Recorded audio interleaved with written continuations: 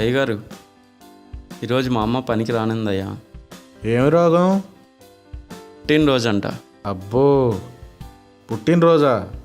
ఏంటమ్మా? వాడికేం తెలుసు నానా?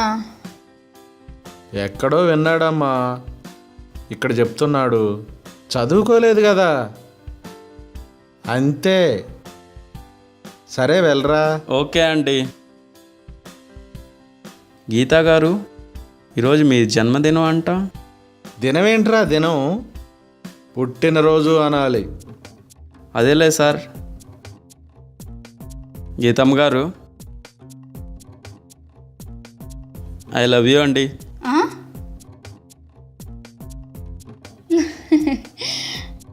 ఐ లవ్ యూ కాదురా, హ్యాపీ బర్త్డే అనాలి.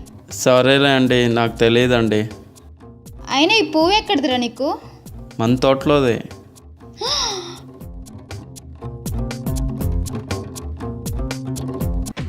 ఏమైందే? అది అమ్మా, మన సీను రేపు చేసినట్టు కళ వచ్చిందమ్మా. అలాంటి దిక్కుమల కళ నీకెందుకు వచ్చిందే? 2 రోజుల క్రితం నేను నా ఫ్రెండ్ రాధిక మన పూల తోటలో గులాబీ మొక్కలు తీసుకున్నాం కదా, ఆ పువ్వు ఎవడిస్తే వాడే నా మొగడంటమ్మా. ఏడ్చోలేవే, లే. మమ్మీ నమ్మ. అమ్మా, టిఫిన్ పెట్టు. తీసుకోరా. ఏంటమ్మా ఇది? పక్కింటి కుర్రోని దగ్గరికి వెళ్తున్నామట కదా, వాడికి ఏడ్సుందిరా, ఒకవేళ నీకు వస్తుందేమోనని. పిచ్చమ్మా, అది అంటువ్యాధి కాదమ్మా. ఎప్పుడు మారుతారే మీరంతా? నీకెన్ని చెప్పినా అర్థం కాదు. వీడికి ఎన్ని చెప్పినా అర్థం కాదు.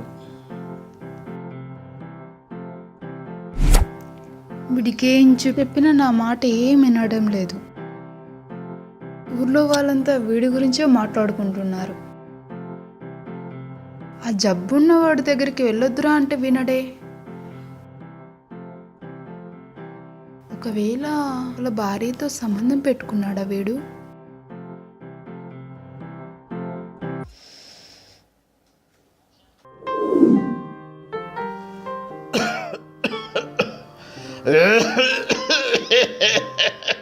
అంకుల్, అంకుల్, ఏంటి అంకుల్ అలా తాగుతున్నారు? ఇదోండి జ్యూసెస్, తాగండి.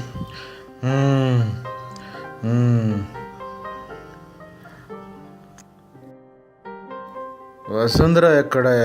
అక్కడెక్కడ కూర్చో ఉంటుంది, తీసుకొస్తాం. తను తీసుకురా.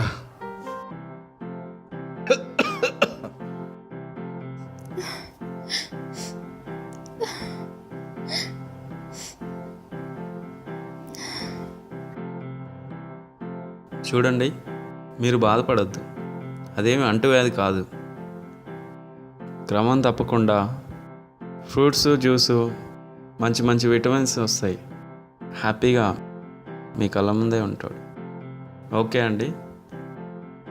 చాలా థ్యాంక్స్ అండి. అతని స్నేహితులు ఎవరు రాకపోయినా మీరు వచ్చారు, అతనికి ధైర్యం చెప్పారు. చాలా చాలా థ్యాంక్స్ అండి. పర్లేదండి, ఉంటానండి. బాయ్.